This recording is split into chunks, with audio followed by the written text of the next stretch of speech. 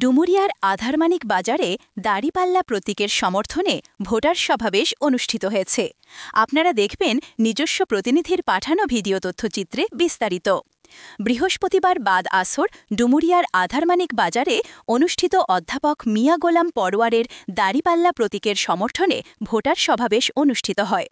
উক্ত সমাবেশে প্রধান অতিথি হিসাবে বক্তব্য রাখেন বাংলাদেশ জামায়াতে ইসলামের খুলনা জেলা সেক্রেটারি মুন্সী মিজানুর রহমান, সনাতনী ধর্মাবলম্বী কমিটির সভাপতি বাবু কৃষ্ণ নন্দী, ঢাকাস্থ খুলনা ক্লাবের সভাপতি সরদান আব্দুল ওয়াদুদ, নায়েবে আমির মাওলানা হাবিবুর রহমান, সহকারী সেক্রেটারি মাওলানা ফরহাদ আল মাহমুদ, সনাতনী ধর্মাবলম্বী কমিটির সেক্রেটারি অধ্যক্ষ দেবপ্রসাদ মণ্ডল, শিবিরের সাবেক জেলা সভাপতি হাফেজ বেলাল হোসাইন, শোভনা ইউনিয়ন সভাপতি শেখ মুসলিম উদ্দিন, আটলিয়া ইউনিয়ন সভাপতি Maulana Motiur Rahman, secretary Hafez Moin Uddin, Magurkhali union secretary Sourav Hossain, Atlia union team সদস্য রবিউল ইসলাম বুলু, শ্রমিক কল্যাণের সহকারী secretary Jahangir Hossain, Atlia union team Maulana Baharul Islam, শিবিরের থানা সভাপতি আবু তাহের ও শামিদুল হাসান লিমন, আটলিয়ার ইউনিয়ন সভাপতি মাহমুদ হাসান তানবীর, কাইয়ুম সর্দার প্রমুখ সভাপতিত্ব করেন সিরাজুল ইসলাম।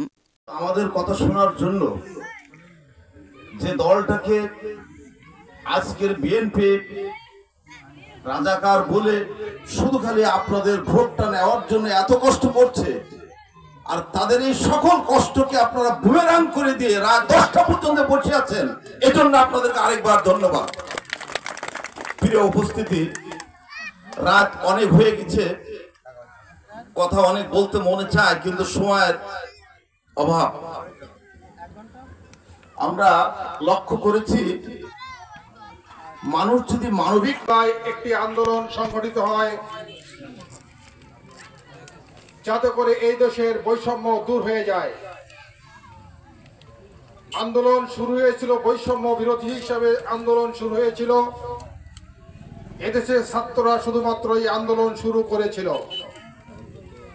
আন্দোলন শুরু প্রাককালে তাদের শেখ হাসিনার পতনের আন্দোলন তারা করে নাই, কিন্তু বাধ্য হয়ে সেই সময় ছাত্ররা এক দফা দাবি যেতে বাধ্য হয়েছিল। তখন তারা শেখ হাসিনার সরকারের পতনের ডাক দিল, এক দফা ডাক। কারণ সে সময় শেখ হাসিনা বলেছিল চাকরির ব্যাপারে যখন উঠলো, যখন সাম্প্রদায়িকতা উঠলো, যখন সেখানে সকল কথা উঠছে, তখন সে বলে বসলো এদেশের রাজাকারের নাতিপুতিরা কি চাকরি করবে? তখন এদেশের ছাত্র জনতা ক্ষিপ্ত হয়ে গেল এই কথার ভিত্তিতে। ফলে এদেশের ওই রাজাকারের কথা বলে মানুষ আর টিকে থাকতে পারবে না, তার প্রমাণ শেখ হাসিনাই দিয়েছে। সে এদেশে টিকতে পারে নাই।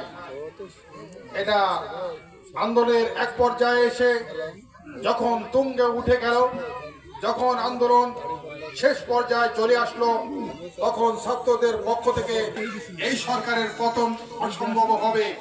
কিন্তু শেষ সময়কার দুটো দল এখনো পর্যন্ত দুটো দল বড়। কোন দুটো দল বড়? বিএনপি এবং জামায়াত ইসলামী। বর্তমানে এই দুটো দল ফ্যাসিস্টের বিরুদ্ধে এই দুটো দল থাকলো। সে সময় একটি দলের মহাসচিব এখনো আমার দল ছাত্র আন্দোলনে সম্পৃক্ত নয় একথা বলে দিল। ফলে ওরা তাদেরই আন্দোলন, আমরা এর সঙ্গে নই। অপরদিকে 19শে জুলাই বর্তমান সেক্রেটারি জেনারেল এই খুলনা 5 আসনের প্রার্থী, তিনি কি বললেন 19শে জুলাই একটি সাংবাদিক সম্মেলনে, তোমরা কি টিকতে পারবা? তখন মিনাল বলেছে যে এই কি বলে রে, ওরে উঠে নিয়ে আসে দেখি কি কয়। মানে মিনালের মতন মানুষকে আমার ছোট ভাই সে যখন বলল যে আমাকে গুলি করে দিয়ে তুমি কি টিকতে পারবা, এই কথাটা বললে তাকে উঠাই নিয়ে আসছে। উঠাই আনলে বলছে তুমি কে? বলছে আমার বড় ভাই অ্যাডভোকেট আবুল খায়ের, টাকা লাগলে তার কাছে চাইবা, আমাকে গুলি করতেছো কেন? তো তখন বলছে যে আচ্ছা ঠিক আছে, চলো বাড়ি চলে যাই। বাড়ি চলে গেল মিনাল। এরপরে আমার বড় ভাইকে খবর দিছে যে আপনার সঙ্গে একটু কথা বলতে চাই।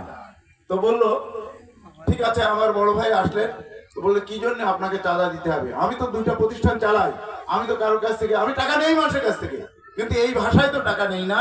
বলছে যে না আমি এইখানে কি এই কলেজটা আমরা গেলাম পল্লীশ্রী কলেজ, এটা আমি চালাই, এখানে টাকা দেওয়া লাগবে। হয়েছে ঠিক আছে 500 টাকা দিলাম, নিয়ে যাও।